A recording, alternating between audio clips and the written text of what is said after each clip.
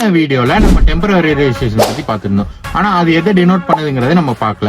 So அதை தான் வந்து நம்ம இப்போ பார்க்க போறோம். சோ ஃபர்ஸ்ட் வந்து பாத்தீங்கன்னா அது டீன்னு இருக்கும். டீங்கிற வந்து டெம்பரரி ரெஜிஸ்ட்ரேஷன் அப்படிங்கறத வந்து மென்ஷன் பண்ணு. சோ அடுத்து பாத்தீங்க அப்படின்னா 12/23 இருக்குல்ல, இது வந்து பாத்தீங்க அப்படின்னா 12வது மாசம், அதாவது டிசம்பர் மாசம் 2023 வந்து ரெஜிஸ்டர் பண்ணிருக்கு அப்படிங்கறத வந்து காட்டுது. அடுத்து வந்து பாத்தீங்கன்னா 2 ஆல்பாபெட் இருக்கு. சோ இது வந்து பாத்தீங்கன்னா it may be a TN, KL or KA. It depend upon the RTO which is registered. So இப்போ வந்து அவங்க எந்த RTO சேர்ந்தவங்க, அங்க எந்த RTO வந்து டெம்பரரியா ரெஜிஸ்டர் ஆயிருக்குங்கிறத வந்து அங்க மென்ஷன் பண்ணிடுவாங்க. ஸோ அதுதான் வந்து பாத்தீங்கன்னா TN, KL and KA. So அடுத்த 4 டிஜிட் பாத்தீங்க அப்படின்னா டெம்பரரி ரெஜிஸ்டர்ட் நம்பர் சீரியஸ்.